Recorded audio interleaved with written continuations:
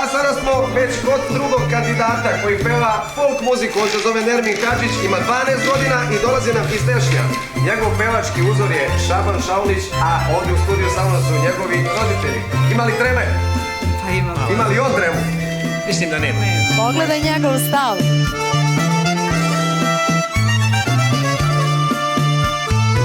Žalilo se srce golubici beloj, još je ludo volim, ali reći ne moj.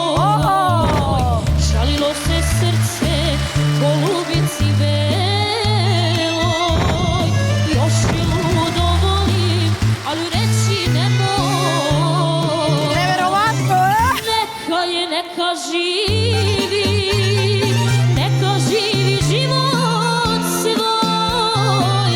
Ako je srećnom činim, ne moram da budem s njom. Neka je, neka živi.